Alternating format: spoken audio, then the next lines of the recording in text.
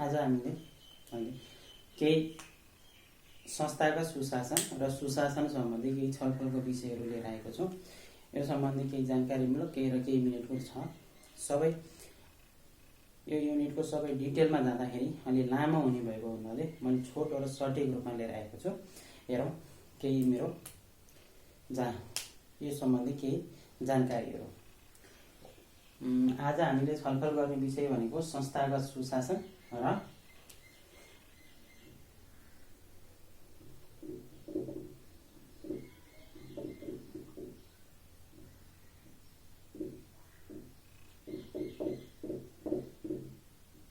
संस्थागत सुशासन।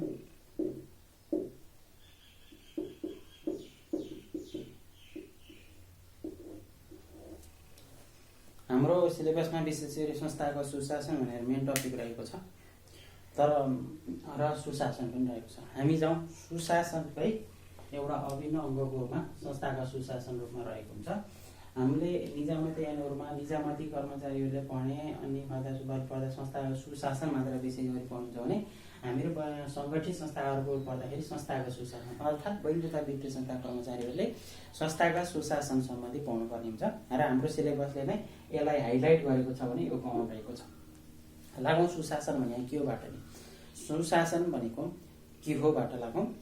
कुनै पनि सङ्गठनभित्र उत्तरदायित्व, जवाबदेहिता, पारदर्शिता, कानुनी व्यवस्थाको पूर्ण पालना, उच्च स्तरको नैतिकता, उद्देश्यप्रति इमान्दारिता र अनेकन सरकारवालाहरूसँग राख्न सकिएको सुमधुर व्यावसायिक सम्बन्धलाई संस्थागत सुशासन भनिन्छ। तपाईँहरूले यो अलि लामो डिफिनेसन लगायो भने अर्को पनि छोटोमा छ। प्रशासनिक अधिकारको समुचित प्रयोगलाई नै सुशासन भनिन्छ। यो सक्षम, निष्पक्ष, उत्पादनशील, मितव्ययी, जनमुखी, उत्तरदायी शासनको अवधारणा हो भन्न सकिन्छ। त्यस्तै गरी नेपाल संस्थागत सुशासनको डिफिनेसन भएपछि इक्जाम ओरिएन्टेड एकदम सठिक रूपमा गएको छु म। अब भएपछि हामीले सुशासनको अवधारणामा फर्किनेटको प्रभावकारी उपयोग हुन नसकी जनताको जीवनस्तरमाथि नौठुमा शासकीय प्रणालीमा खराबी रहेको भन्ने निष्कर्ष निकालियो र यसको रेडमीको रूपमा सुशासनको अवधारणा आएको सन् 1980 को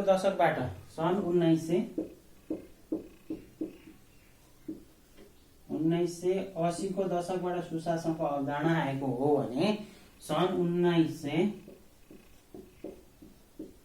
1990 को दशकबाट राज्य सञ्चालनको दृष्टिकोण र सञ्चालनमा देखा पर्न थाल्यो।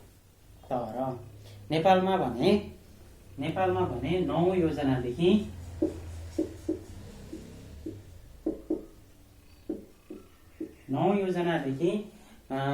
सुशासनलाई विकास प्रशासनको अवधारणासँग आबद्धता गरिएको पाइन्छ। यो त भयो सुशासनको अवधारणाहरू। अब संस्थागत सुशासन भने के हो तिर लागौँ। हामी अब मेन टपिक अर्थात् हाम्रो सिलेबसले भनेको कुरातिर लाग्दैछौँ।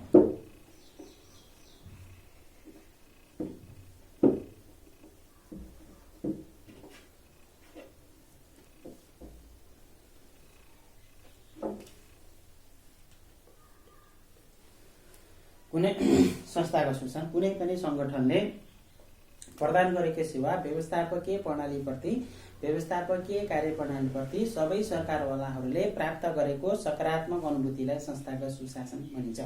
फेरि सुन्नुहोस्, कुनै पनि सङ्गठनले प्रदान गरेको सेवा, व्यवस्थापकीय प्रणालीप्रति सबै सरकारवालाहरूले प्राप्त गरेको सकारात्मक अनुभूतिलाई संस्थागत सुशासन भनिन्छ।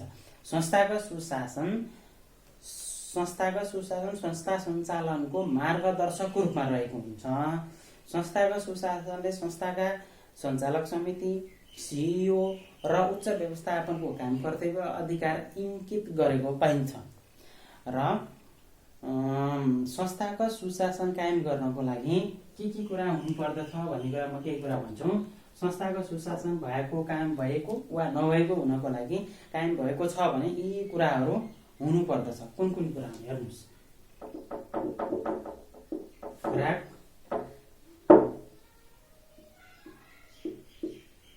सन्तुष्टि, त्यसपछि आन्तरिक नियन्त्रण प्रणाली,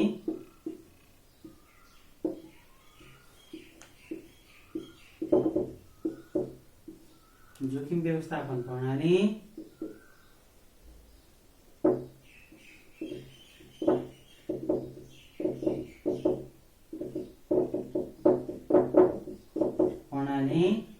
त्यसपछि मानव अधिकारको प्रत्याभूति, अनि त्यसपछि शान्तिपूर्ण तरिकाले व्यवस्थापन हस्तान्तरण, शान्ति यो पनि इम्पोर्टेन्ट छ, शान्तिपूर्ण तरिकाले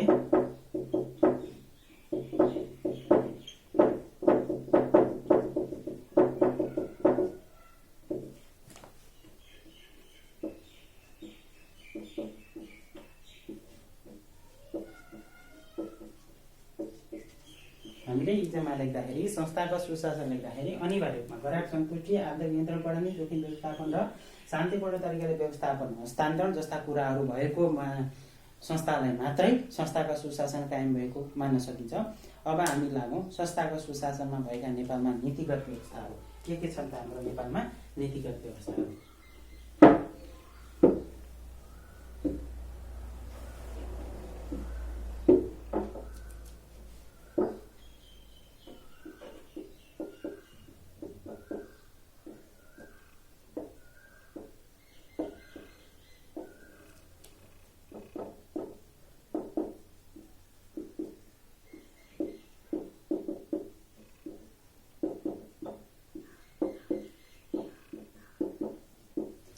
नेपालको संविधान पहिलो त आउँछ त्यसको मूल कानुनकै कुरा। नेपालको संविधान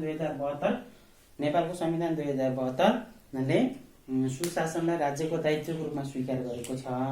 एक सुशासन ऐन 2064 र पारदर्शी ऐन 2064 ले सुशासनका मार्गनिर्देशक सिद्धान्तको रूपमा प्रस्ताएको छ सुशासन ऐन। त्यस्तै गरी अर्को हाम्रो रहेको छ अनि सुशासनकै काममा नि बैंक तथा वित्तीय संस्था सम्बन्धी ऐन 2073 को दफा 50 ले गर्न हुने र नहुने गरी काम गर्न हुने र गर्न नहुने गरी केही कामहरू छुट्याएको छ, जसबाट पनि संस्थागत सुशासन कायम हुन्छ। अनि यी नेपाल राष्ट्र बैंकबाट निर्देशन नम्बर 6 मा संस्थागत सुशासन सम्बन्धी व्यवस्था गरिएको छ, जसबाट पनि संस्थागत सुशासन कायम हुन जान्छ। त्यसै गरी हाम्रो अर्को रहेको छ कम्पनी ऐनले आन्तरिक र बाह्य लेखा परीक्षण स्वायत्तता अटोनोमी हुनुपर्ने व्यवस्था गरेको छ, जसबाट पनि संस्थागत सुशासन कायम राख्न सकिनेछ। यी त भए हाम्रो संस्थागत सुशासनका नीतिगत व्यवस्थाहरू। हामी जब अब संस्थागत सुशासन भइसकेपछि नेपालमा संस्थागत सुशासन सम्बन्धी समस्याहरू के छन् त?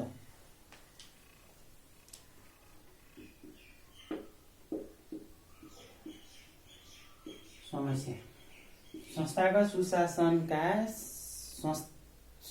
सुशासन कायम गर्नका लागि भएका केही समस्याहरू अथवा गराउँछौ के हो भनेपछि बैंक तथा वित्तीय संस्था सम्बन्धी ऐन 2073 को प्रभावकारी पूर्ण तरिकाले कार्यान्वयन गर्न नसक्नु, बासेल III को कार्यान्वयन गर्न नसक्नु, नेपाल राष्ट्र बैंकबाट जारी एकीकृत निर्देशिकाको सक्षमता साथ पालना गर्न नसक्नु, भ्रष्टाचारका मुहानहरू बढ्दै गए, सुशासनका जरा काटिँदै गए, पारदर्शिता नाराता मात्र सीमित रहनु। त्यस्तै गरी अर्को हाम्रो रहेको छ नन पर्फर्मिङ लोन र नन पर्फर्मिङ एसेटको मात्रा बढ्दै जानु। त्यसपछि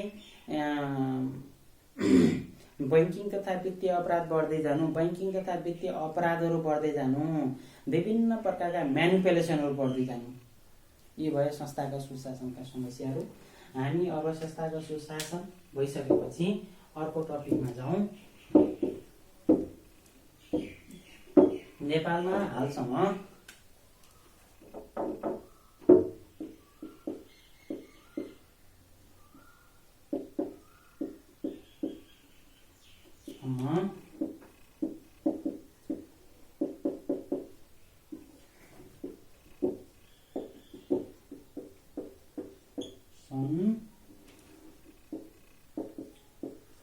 कायम गर्न गरिएका प्रयासहरू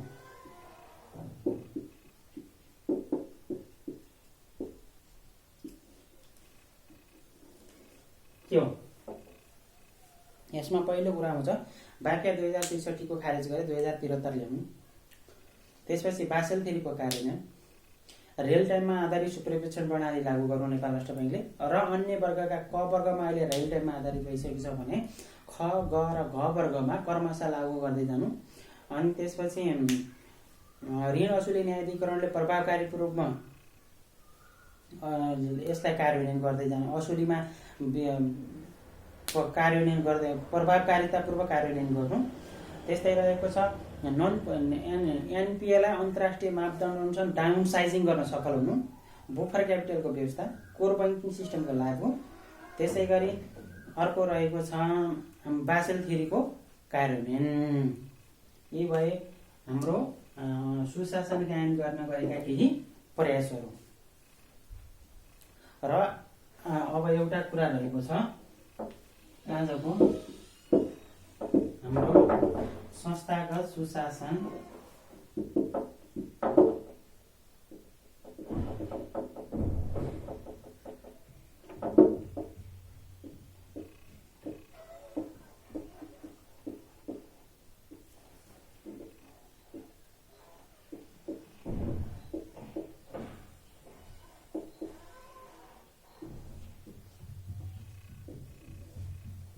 संस्थागत सुशासनका सिद्धान्तहरू। संस्थागत सुशासनका सिद्धान्तहरू भन्नाले संस्थागत सुशासनका सिद्धान्त युनिभर्सल त छैन, केही रिलेटिभ टर्मको रूपमा बुझ्नुपर्ने हुन्छ।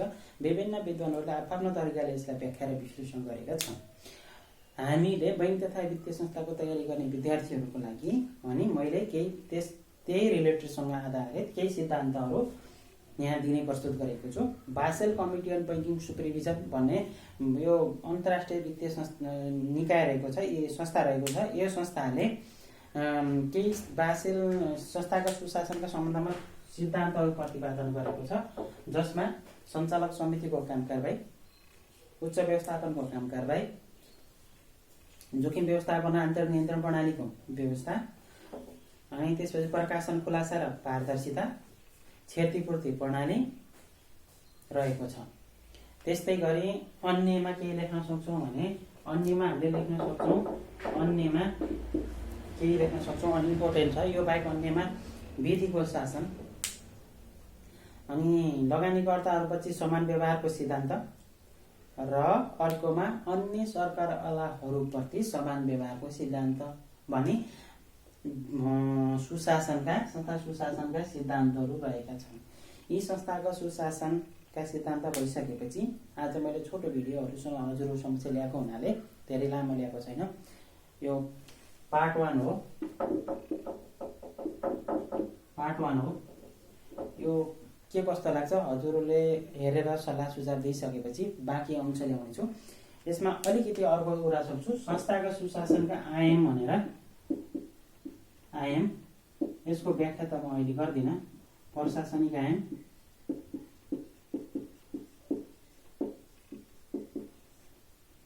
व्यवस्थापकीय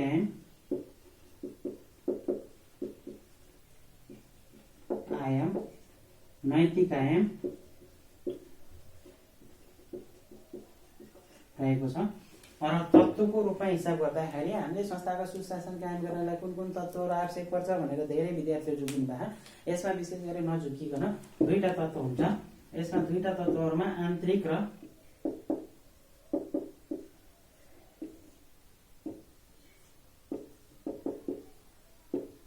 बाह्य हुन्छ।